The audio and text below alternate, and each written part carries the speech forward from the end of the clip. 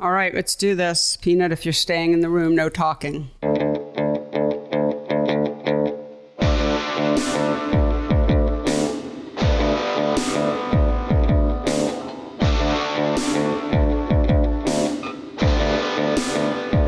Hello and welcome to the PhotoWork podcast, the talky and touchy-feely version of my book, PhotoWork, 40 Photographers on Process and Practice. Hello, everyone. I'm Sasha Wolf, recording from CPW in Kingston, New York, and joined as usual by my friend and producer, Mr. Michael Chauvin-Dalton. Hello, Michael. Hello there. It's been a minute. It's been a minute. How are you? Oh, doing well. We actually had a fantastic show at the JKC Gallery last night. It was one of our bigger turnouts. You know, this has been a real community building exercise for me in Trenton, New Jersey. And we had some nice success last night. So it was, good. Congratulations. I'm riding a high from that. That's great. Thank you. Oh, that's really wonderful. I'm happy to hear that. Yeah, it's been good. That's so important. I mean, that's what's happening here at CPW. That's right. Yep. Speaking of what's happening here at CPW, yes. if there's some noises that are not common throughout the podcast, this is both really frustrating for you and I, but really exciting also, which is that CPW, who had moved into this old cigar factory a couple of years ago and have renovated the first and second floors, are starting renovation on the third floor. And this is a massive old factory building. So each floor is a huge project, and they are. It's kind of funny because every time I go there and there's something new renovated, I think, oh wow, look how far they're coming, and then you see what's still empty. It's I like, know, oh my God. It's amazing. It's such a huge building. But they're actually making artist studios up on the third floor, which is really exciting for everyone, from the people who will wind up with those studios, but also to folks like me who just love the energy of artists being around. So the more the merrier. But you might hear some hammering and stuff today, and it's going to make recording coming up complicated, but we're working on that schedule. I also just want to apologize for this long break since our last podcast. It's not because we aren't fully devoted to the podcast. We are, and we love doing it so much. But I had my second knee surgery. This is so boring, but I'm just by way of apology, had a very big knee surgery in November and just had another one 4 weeks ago. And I really can't get in a car, do any. I mean, today is my first day that I'm here at CPW since the surgery. That's how devoted to the podcast I am, people. I got my ass into a car, right. But it's just it's a tough, long recovery. But hoping to be back to recording on a regular basis in about a week. So the good news is you only have two knees. They're both done. Right, exactly. Yay! Bring on the shoulders. No, just joking. Just joking. Yeah, and so we have this podcast. Our guest for this show is wonderful Curran Hatleberg, and we have great guests coming up, and we will start rolling the pods out again regularly, even if I'm limping into work. So we're going to just strap a microphone to you. That's a scary thought. That's right. So tell me, MCD, what did you think of this conversation? Well, Curran Hatleberg is perhaps one of the most genuinely nice people you could ever speak with, right? Yep. I mean, it's just incredible. And you know, the one thing that I kept thinking about as he was talking about the way he works is empathy and just a care for humanity throughout the show. And it was just wonderful. His approach to photographing people is, I think, somewhat unique in how much he wants to share with them. And what resonated with me is, you know, the change in his life, having a partner and becoming a father, and how his practice changes because of that. And, you know, they're just time commitments and all those things. It's so very human and so beautiful. And I mean, just a beautiful episode. Yeah, I mean, I love Curran. He's really the person you hear today is who he is. He's a real empath and has just this endless interest in other people, and it's genuine and it's so unusual. If I'm being honest, I think most of us, have curiosity, of course, about other people, but it has certain limits. And with Curran, it seems to be sort of limitless. And, listen to this conversation, you'll really understand how he makes the work. And it all sort of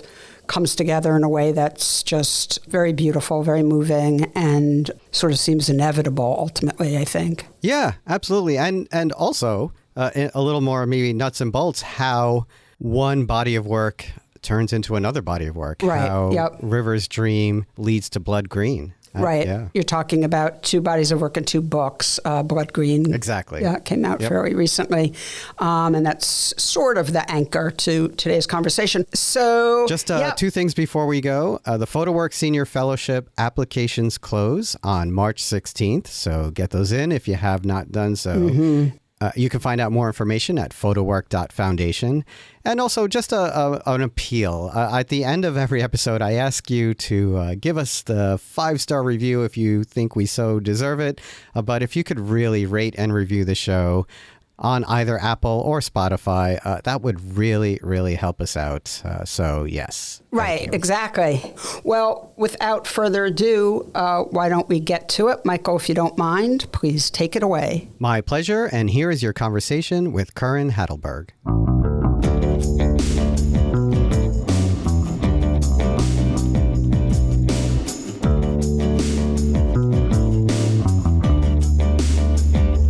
Curran Hatleberg, welcome back to the PhotoWork podcast. It's great to have you back on. So psyched. Thanks for having me, Sasha. I feel like you're doing the good work with this podcast, and while it's not my comfort zone to be on this side of the mic, I am happy to do it and be a part of the good things you do. So thank you. Thank you. I was actually thinking, I don't know if it was a workshop, but we did. What did we do recently? What would you call what we did a few months ago together? It's a good question. Was it like a retreat? No, I don't know what it was, but we had fun. We got to hang out and work with a bunch of eager, delightful strivers, some photographers, and give them our takes on their work. It was like a few days of critique, I guess. Yeah, it was lovely to have that setting that was not only a beautiful place, but I feel like it had the right intimacy. I think there were only about 8 folks there, so it was nice and small, and it didn't feel as much like you were on a stage as much as you were in someone's living room. So it was totally. It was comfortable and in a way that put me at ease anyway. So. Yeah, no, I'm with you. I really enjoyed that. Yeah, we were in Western Mass, and it was gorgeous. And it's really one of the lovely things about our community, I think, is there's so many of these opportunities, and obviously, they cost money most of the time. And so it can be tough for many people, I'm sure, but these things do exist, and if one can manage to, whether it's portfolio reviews or things like this, it is a really lovely part of our community, and nice, I think, for people like us as colleagues also to get to spend time together. And also for me, I loved hearing your thoughts about people's work. I learned a lot, I feel like that in and of itself is reason to do something, just to get to spend time, but also hear what a respected colleague thinks about work. Yeah, it was just really love that. Yeah, I'd share the same. It was great to hear your inner monologue about other folks' endeavors and to hear them out loud. So that was very cool.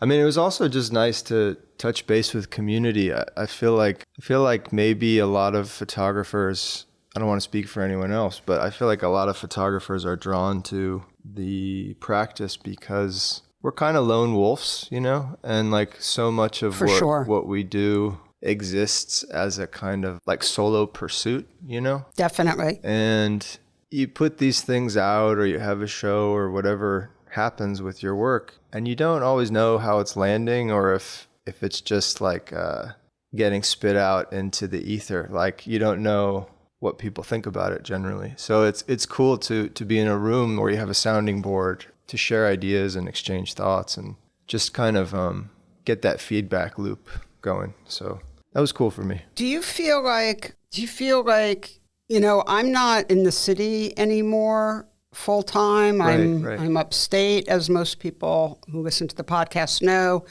You are in Baltimore, which is a city, but, is not New York City or LA or Chicago or San Francisco or even Atlanta, which has a pretty vibrant photo community.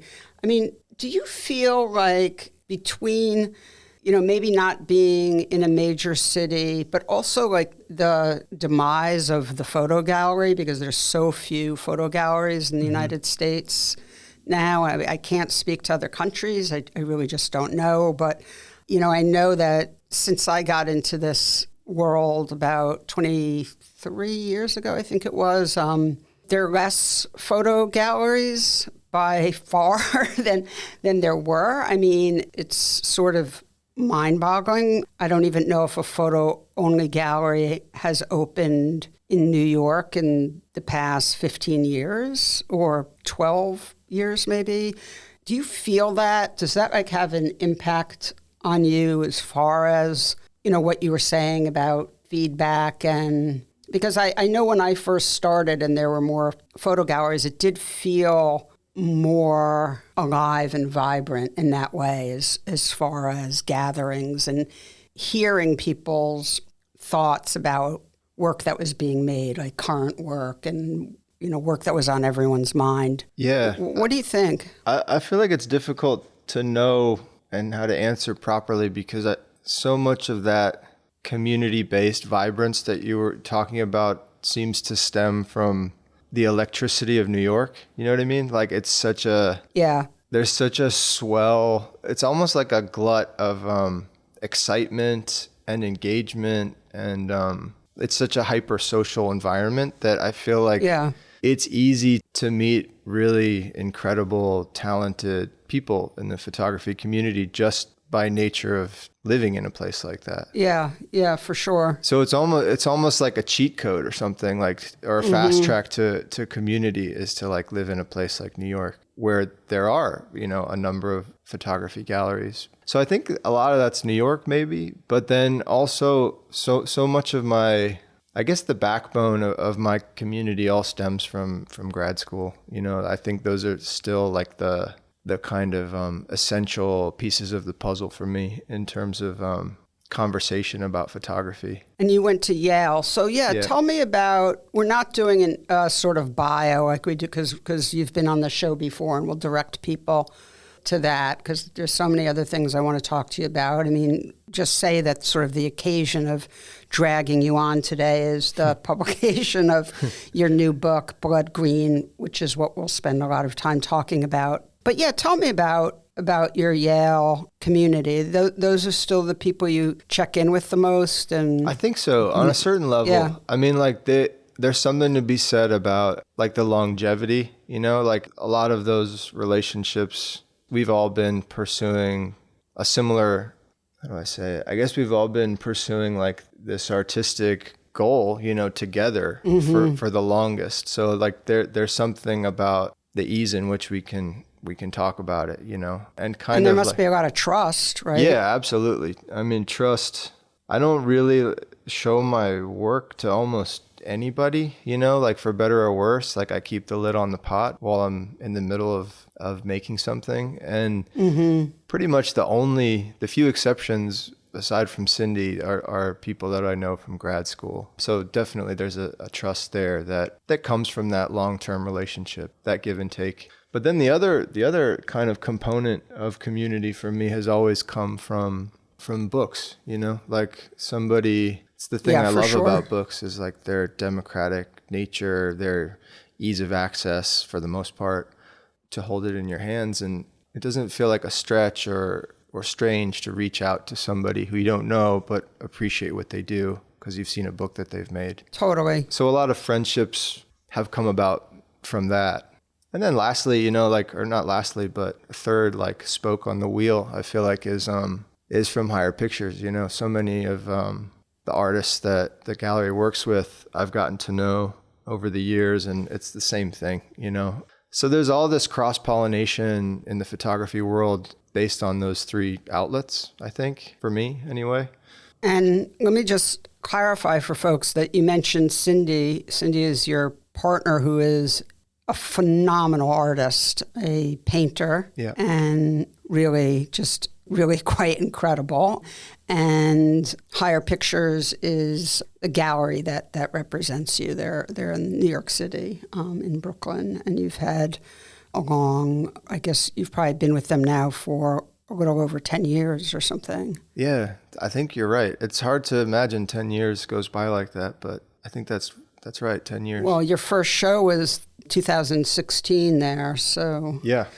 Well, let's talk about a couple of really exciting things. One for Curran Hatleberg fans is that your first monograph, Lost Coast, has been reissued, second printing, or second edition. And all your books are with TBW, and we'll talk about that relationship. So that's available now for folks who, and I have heard so many people lament the fact that they didn't have Lost Coast, but now people can get that. And then your new book, Blood Green, which has a close relationship with your prior book, your second book, River's Dream. Yeah. And that's really why we're talking today, and it's right next to me here, and it's an incredible book. Really different.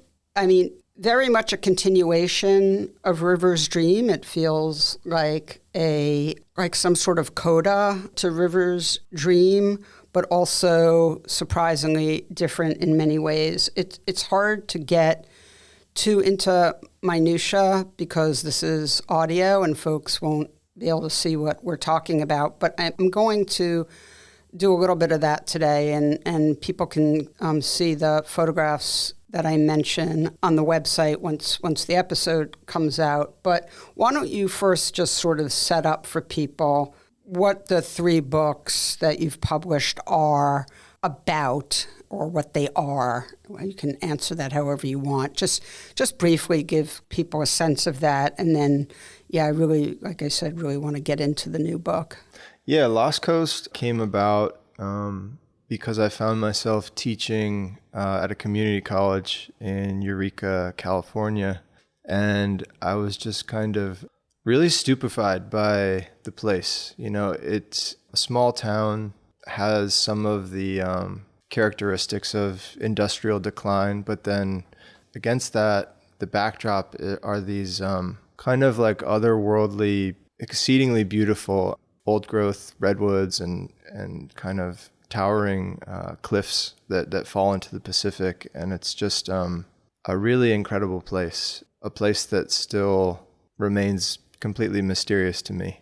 So I made that work not thinking initially that it would be its own thing, that it would exist as its own book, but just because I was so drawn to it and found myself living in a place where I was only teaching 2 days a week, and then the rest of the time I was kind of just working on my photography. So you don't know it at the time, but that's probably the most generous amount of free time I'll ever have to work on a project. Right. Well, especially now that you have two little kids. Yeah. So that it feels, I really like time travel back to that place in my life and think about how lucky I was, So that kind of is how Lost Coast came about.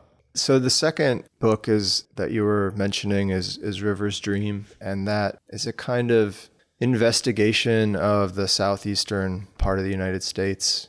So much of it is anchored by an atmosphere of like hothouse, sweltering humidity. Mm-hmm. So like the weather is this constant character that persists throughout.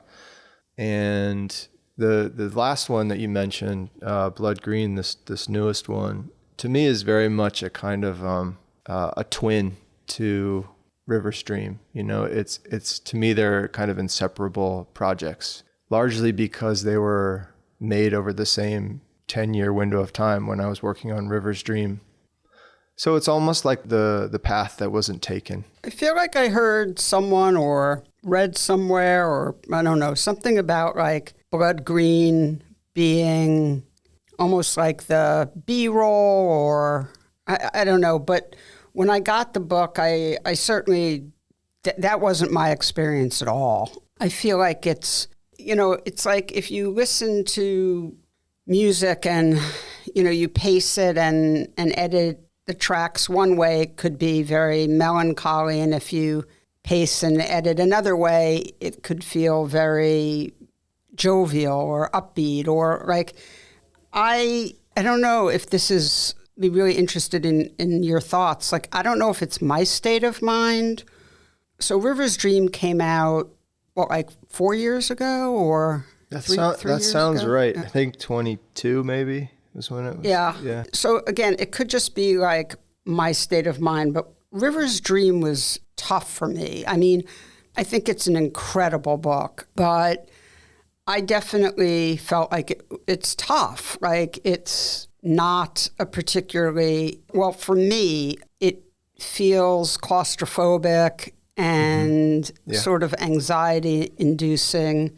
And, I feel like I'm confronted with a kind of place where, things are really not easy, and there's a feeling like you get really dragged into this place and you might not get out. I think that's how I sort of felt with River's Dream. And River's Dream, just to be clear, I'll make a couple things clear. River's Dream and the new book, Blood Green, are basically the same size, right? And very similar design-wise, stylistically. Yeah. We wanted it to be a kind of like continuum, like a sort of like extension almost of like because they were made, all the pictures were made at the same time. Right. From 2010 to 2020. And because it did feel, to use your word, like a coda or an epilogue or a kind of last chapter, we wanted to bring the design elements from the first chapter from River's Dream and inject those into this newer book. So yeah, the trim size is the same paper, same printing house, all pretty much the same treatment. It's just that the sequence and narrative maybe strike a different note. Yeah, I think they do. River's Dream, by the way, for folks listening, is 65 plates, 65 images, and Blood Green is 35, so almost half the size. I found Blood Green to be strangely upbeat. I don't know if it's just me, if it's just because of the almost ending, the last three pictures, the third to the last, and then the second to the last, not the last one, but the third to the last one, we see a man who we've met in the very beginning of the book, but he has this huge smile on his face, which is not, well, for me, wasn't expected. And then after that picture, there's an image of the sky that's just spectacularly beautiful. And I wouldn't say the final picture is dour, but it's not quite as peppy as the two before. So I sort of come out of Blood Green with a much less claustrophobic feeling and a much less sort of concern for these nameless but very sort of intimate look at these people, which isn't to say that these people, feel like they've won some sort of lottery. Like, obviously, there's still signs of real struggle, as in River's Dream, but there's something that feels slightly more open and hopeful. Is that me? Is that the state of mind I'm in right now, which would be hard to understand because I'm not in that state of mind? You and I were talking a little bit before we started recording about our anxiety about the state of things right now. So being scared to open the paper it's when tricky. We wake up. But I don't know if I operated from some place of like emotional register that felt different, say, than River's Dream, when I was assembling the sequence and making choices about the edit. Kind of all that I did know was that these were pictures that remained nagging at me, even though I thought the project was in the rearview mirror. So I think our impetus, or maybe my own impetus, is that when you start a project, you feel like it's going to contain like every idea that you have, and it's all gonna coalesce and come together into this kind of like resolved thing. And I think very quickly into editing a book, you realize that it's not only not everything that you thought it was going to be, it's maybe one thing, you know. It's like a single thing, and it gets whittled down to something that's much more concise and narrow, and that's for the better. You know, that's what makes it kind of sharp and pointed and effective. So I think, you know, if River's Dream is this like tree, Blood Green were kind of these limbs on the tree that I'd cut off at some point in service of the narrative I was trying to share. And when I looked at those branches that had fallen down, I felt like there was still a small story to tell from those images. So in that sense, it is kind of like a B-roll or a cutting room floor situation that you were describing earlier. But yeah, something about it it kept nagging at me. I kept wanting to return to those images that had been cut, and I don't know, I felt like they had something to offer, maybe. I really agree with you. I mean, I think there's so many images in this. First of all, I love that it's 35 images. I'm definitely I'm not going to say proponent, because maybe that's too strong, and God knows they're large books that I love, but I feel so treated. There's something just so wonderful to me about a book that when I get to the end, I still remember the pictures from the beginning, because just a manageable number. And I still have, you know, a perfect short story where, you know, you can almost recall the opening lines when you finish. Like, it just is so tight and perfect that way. And you feel so connected, because you almost feel like you, in your mind, you can go through every picture, you know? Right. And I really love that about this book. And, you know, one of the things that struck me is that there's a few continuations in, I don't know how to describe it, I'll try, in this book. So a picture, and then you turn the page and there's another moment from the same scene. And that sort of also felt like it was contributing to that feeling of being able to really wrap your arms around it, like the whole thing. And I just really love that about this book. So let me ask you a process question. Sure. Because you said you said a couple times that these images in Blood Green were pictures that didn't make it into River's Dream, but that kept nagging at you. What form were they in that they kept coming back to you? Were they on a computer? Were they prints in your studio? Where were you seeing them, or was it just in your mind?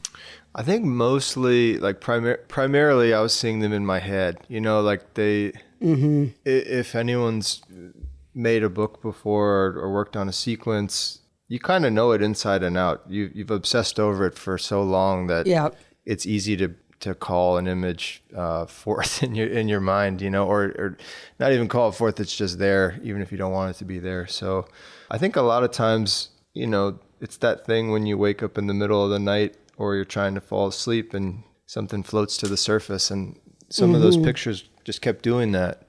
But they also existed. A few of them had been made as prints, because I thought I was trying to, you know, at the time I was making River's Dream, I was trying to jam them into the sequence somewhere. So they were kind of more polished. And then some were just the raw flatbed scan files that were living on my computer. So it was, you know, different forms, but you start to see, or I started to see a kind of prospect in which they could they could all coexist, like even in a loose way. Before I sat down and started tinkering with an edit, I felt like I had a notion that there was something there to pursue. So then what happens? Did you call Paul at TBW, Paul Sheik, and say, hey, I've got an idea? Or what was that? How did the book actually come into being? Well, for a long time, I never really thought of it as getting a kind of monograph treatment. I always thought of it as a different kind of gesture, I think, like almost like an artist book, or like, I don't know, it's like a different gear that you can shift into or something. I never thought of it as being this like completely like grand refined thing that gets the treatment of going on press and all that stuff. So I thought of it more as a less precious artist book. And then at some point I shared it with Paul, and he kind of was encouraging and excited about it. And then we kind of mutually decided together that it would be fun to treat it in the same vein as River's Dream. So felt lucky enough to go back to Italy and print it with this incredible team of people at Trifolio, this kind of place of magic where they make books in Verona. And wouldn't have been a simple printing because you have both color and black and white in here. Talk about the black and white work, and because we're not used to seeing black and white from you, and why you decided. First of all, you shoot large format, and I think you shoot on film still. Yeah, I shoot film, but I shoot MoMA 7, so I'm shooting medium format for these. Medium format, yeah.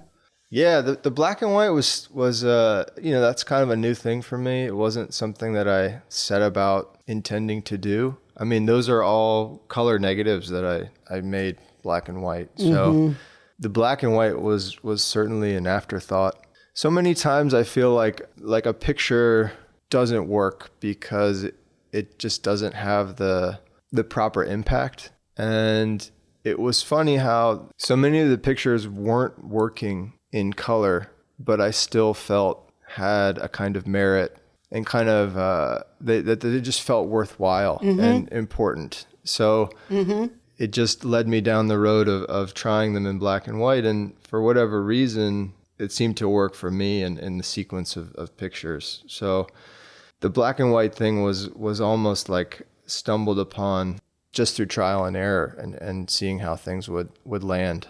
So I mean, it must be nice in a way that's opened up a lot, right? It still feels like such unfamiliar territory to me because so many people I love and respect, they're so devoted to black and white as a choice.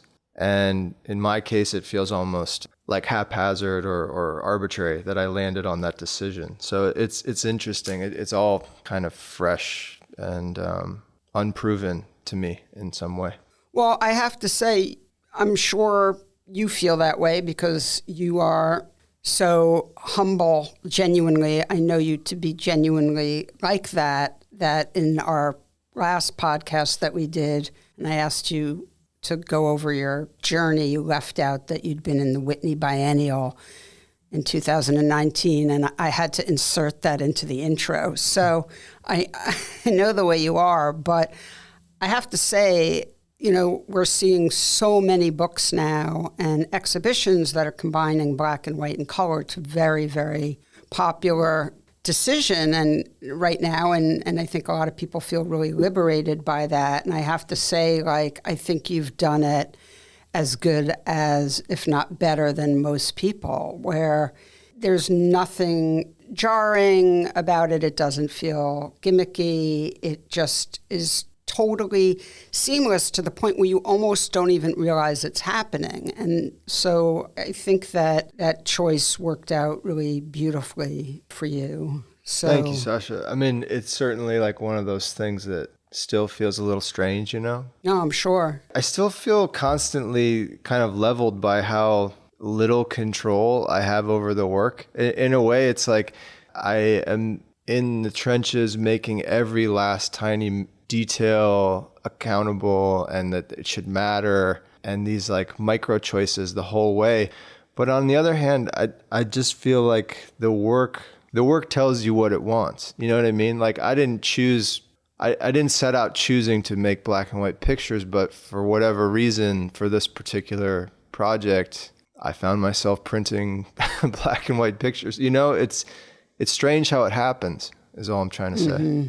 Well, but I think it's also, you know, you were open to that and able to recognize that, you know, and this is something I talk to young artists about all the time, and you've hit on this a number of times just as you've been talking about the importance of decision making and, you know, not letting the camera do all the work and then you're done, or the landscape, or, you know, whatever, that, you know, you've got to get in there and make a lot of really difficult decisions and set parameters that are very difficult, which is what you were talking about when you so beautifully earlier talked about, you know, you start with a million ideas and you might end up with one because that's what serves the project best. It's like, I think you said to make something, you know, as sharp as it can be. It's like, in order to make great work, really remember all that is involved with being an author, you know, and it's grueling,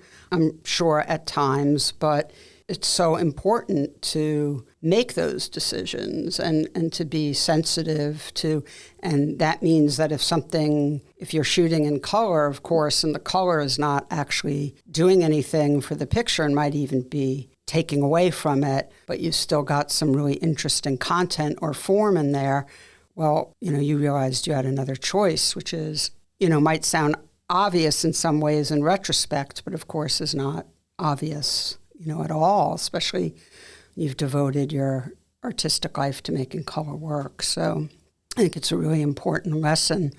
So, you know, one thing that I really learned about you when we spent this time together a few months ago teaching, I really learned how much time you spend with people. I, you know, had a sense of that, but I was really captivated and quite moved by some of the stories you communicated to a group of us about the way in which you meet and interact with folks and your sort of endless interest in other people that goes way beyond something that is, you know, about making a picture. Can you just talk about, in the process of making your work, and, you know, if you want to just stick with this project with River's Dream and Blood Green, that's fine, but you don't have to be specific at all either. But can you talk a little bit about that, about your way of entering into a community that's not your own and how you navigate that space? Yeah, I can certainly try to. Let's see. I think the perspective I use to make my work is kind of always the same. So across all the projects, there hasn't been much straying from the sort of core principles. You know, anytime I'm working, whether it's in my hometown or somewhere that I've never been before, I think what I'm trying to do is make photographs that are born out of a moment of shared intimacy and hopefully landing in a place of trust, respect, and a kind of mutual curiosity. You know, I think at its core, the most important aspect of what I'm trying to do with my work is it's about human exchange and the kind of recognition by one person by another. That's always kind of in the recipe. So that's, to me, what kind of yields the most surprising and most revealing and kind of deepest levels of understanding and empathy. You know, it's just sharing that time with somebody. And that's without a camera also, you know. Right. No, I know. I'm sure the vast majority of the time is without a camera. I mean, that's my sort of sense of things. And it's one, you know, that durational aspect, that time component when I'm working of trying to like really get to know somebody. That's such an important thing for me. And it's one reason, you know, I've never exactly felt comfortable linking my work to a kind of road trip ideology or tradition.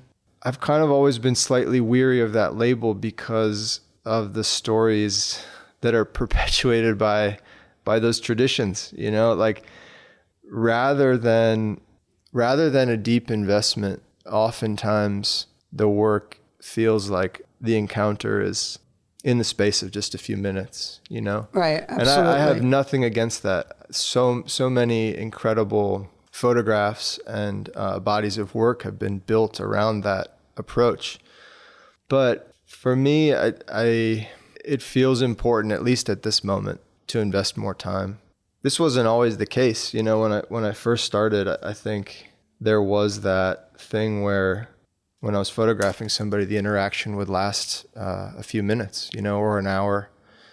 And again, I'm not knocking that as an approach. It's just for the moment that I'm in with my work, I feel like the longer haul is more what I'm interested in. Yeah, I mean, look, there are artists who who make work that I absolutely revere and go back to time and time again, that are not working as intimately or coming from as intimate a space as you are. And so I'm with you that there isn't a one size fits all. You know, we're not trying to say that, but it's I true. will say there's no like that's the crazy thing is there's no rules, right? It's like no, agreed. And I think in general, as a viewer, the end justifies the means. You know, like I have so many heroes in photography that don't spend a lot of time with the people that they photograph. And I should say that I've always used the road or driving as a jumping off point for my work. I do know that when I was first starting out, that crisscrossing the country approach was my first love in photography. That feeling that I got doing that was my gateway drug. It was so loose and free and exhilarating. But all that said, I think I've personally just shifted away from covering great distances in short periods of time in favor of staying put in a place and then developing longer relationships with the people I meet and photograph. So yeah, all I'm getting at is that I'm not roving around as aimlessly as I used to. Instead, I'm purposely seeking contact in order to connect in a deeper way. So maybe this is obvious, but the more you get to know someone, the more complicated and rich that relationship becomes.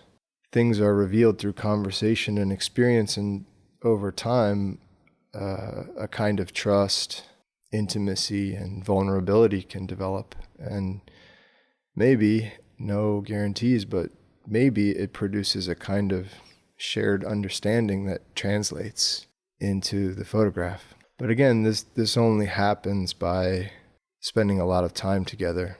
And what I found out is that at the end of the day, there's really no shortcut for that time commitment. Well, I will say that the intimate connections that you forge that are, from what I know, really quite genuine and are born out of real interest in the other person and their interest in you. And I know that you share a lot of who you are with folks. The intimacy is in the pictures. And I just really urge people to get your books, collect your books, and really study that. Because, again, I'm not saying that everyone should shoot the same way, but I think it's really important to just be able to recognize that, and then you can decide, how you want to interact with folks. And people make all sorts of choices. A lot of people are not comfortable photographing strangers at all, and so they don't. Yeah, and that's fine, right? I mean, it's like we don't want all work to be the same, but it's really important to be able to recognize these things and this language. Yeah. I don't know if like this shift, over the past decade or whatever with my work, I'm not sure like what the time scale is, but I don't know if this shift towards like spending more time with individuals and families and communities, I don't know how much of that has to do with this contemporary moment we're in society, in which it feels like human disconnection is like greater than ever. So I don't know how much of it is a response to that, but I certainly feel aware of that in our moment. It's hard not to have that front of mind, I think. And I certainly think in all of your work that, you and I were talking before we started recording, as I mentioned, about the sort of current state of affairs. And I was saying to you that, one of the sort of mental exercises that I go through every morning when I open the paper is I see the sort of daily poll about support for our government, and I feel angry with my fellow citizens, and then I don't want to be angry, and I know it's not fair because a lot of people are just coming from a place that's so different from my own, and I want to be able to understand that. And so I'm sort of doing these mental gymnastics first thing in the morning and bouncing around in different emotional states. And I think that work like yours is just so important for the time we're in. Yeah, I mean, it's so, just to kind of echo what you said, like it's so easy to feel disheartened. It feels so dire most of the time. It's so easy to feel disconnected from people in our country, and that's not only the people who are just like us, but also the people who we feel are different from us. Yeah. And I just keep thinking, like if you're trying to make work about America, but have never met someone who's not in your little orbit of routine, who's just like you, you're going to fail. It's not going to work. Yep, I agree. So tell me a bit, just going back to process. When you go to Paul with your images, I wanted to get to this a little earlier and then we veered off, but how much do you then work with Paul on the edit and the sequence, and how much had you already sort of decided ahead of time? Paul's an amazing collaborator and has brilliant ideas and certainly ones that I never would have arrived at on my own. He's got this this kind of endless reserve of interesting things to bring to the table at all times. So he's incredible as a collaborator. That's Most great. of the time, in regards to like a sequence, I've spent probably too long isolated by myself, tinkering with it. Yeah. And so when I bring it to him, in my mind, it's pretty close to finished, or right. maybe I've already deemed it to be done. And yeah, which isn't to say I'm not open to Paul's input and what he has to say, but a lot of the times it's pretty close, and then there's some things that might change towards the end, but that we agree on mutually. So with the images, generally it's pretty far down the line. As far as all the other essential ingredients for bookmaking, that's kind of Paul's wheelhouse. So yeah, he certainly is invaluable in that way, making all those decisions to arrive at the final thing. This is maybe a goofy question, but are you lying in bed at night sequencing in your head? It's so hard to unhook from work mode for me. Yeah. And the new reality of my life is that I have to wear a lot of hats, Yeah. I'm a partner, I'm a father, and I'm an artist. So you're constantly switching hats in real time. And so it's really hard for me to do that quickly. So oftentimes I'll be driving home from the studio and I'll realize midway through dinner that I'm still in work mode. I'm still flashing images in my head or moving things around. So yeah, it's difficult to disengage from that headspace for sure. It's a good thing your partner is an artist. Yeah, she certainly understands my insanity to some degree, and vice versa. If I've been doing a lot of childcare and then I walk into the studio, it's a challenge for me to like step into that way of thinking also. Yeah. So I have to allow myself a little bit of grace period in between those things. Is it still a fulfilling life to be an artist for you? Yeah. I mean, I don't know what else I would do, honestly. I mean, I feel lucky that I even get to try to do this thing. And I'm not aware of any other pursuit that allows me to be so in touch with my own curiosity. I love the surprise of an artistic problem coming into view out of nowhere and then trying to meet it with an open mind. I always seem to find myself shocked when I'm photographing because walking around with a camera allows me to ignore what I know in favor of what I don't know.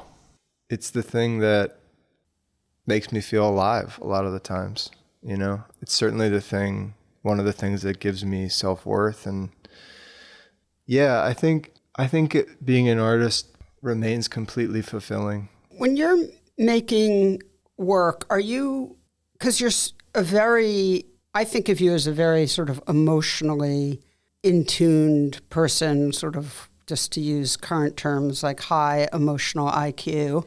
God, I'm embarrassed I even said that. Anyway, think about yourself in the work as much as you think about your subjects. Does that make sense, or should I try and tease that out better? Yeah, maybe follow that thread. I'm curious to hear more. Well, I think of your work as this like incredible, these sort of overviews and, well, extremely intimate of, regions of the country and the people who live there and work there.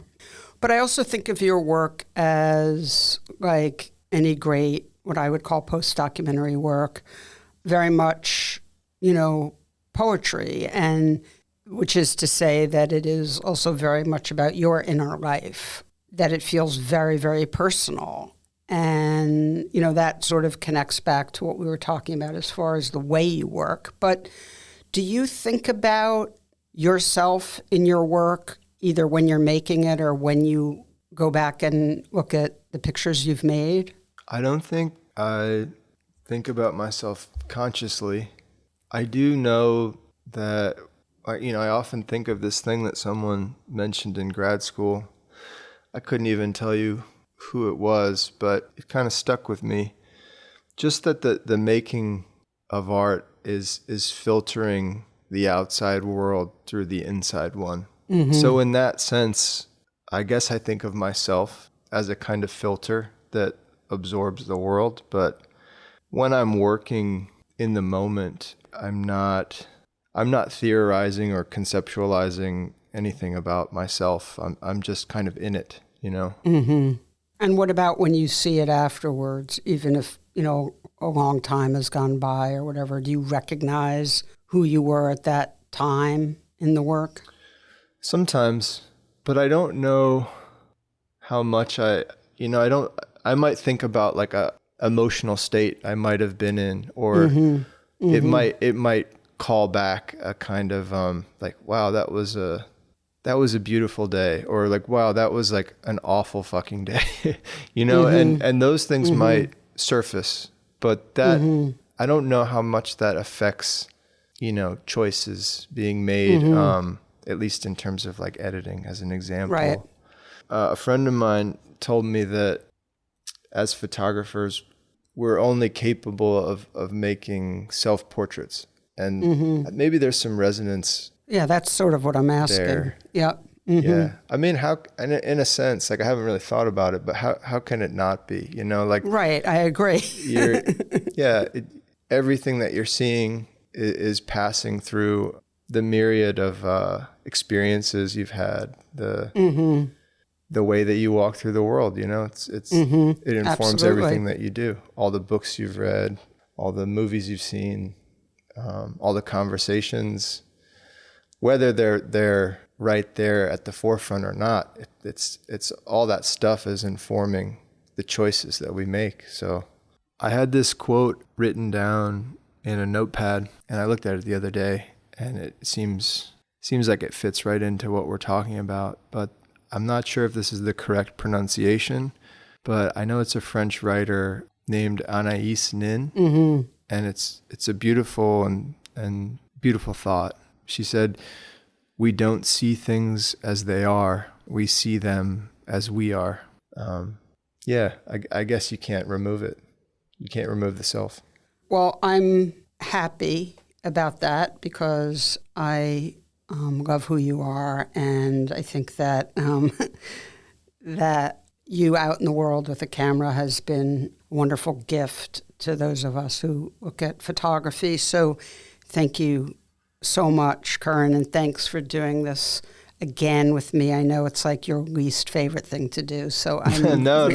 I'm happy to do it for you, and the sentiments are right back at you, Sasha. So thank you. Well, please send my love to Cindy, and thanks again, and I'll get you on for the next book. Thanks, Sasha. It was great talking with you. All right, babe. Bye. Okay. Bye. PhotoWork with Sasha Wolf is a production of the PhotoWork Foundation. Executive producer is Sasha Wolf, and the associate producers are Taylor Salzback and Noah Lynn. The show is also produced and edited by me, Michael Chauvin-Dalton of Real Photo Show.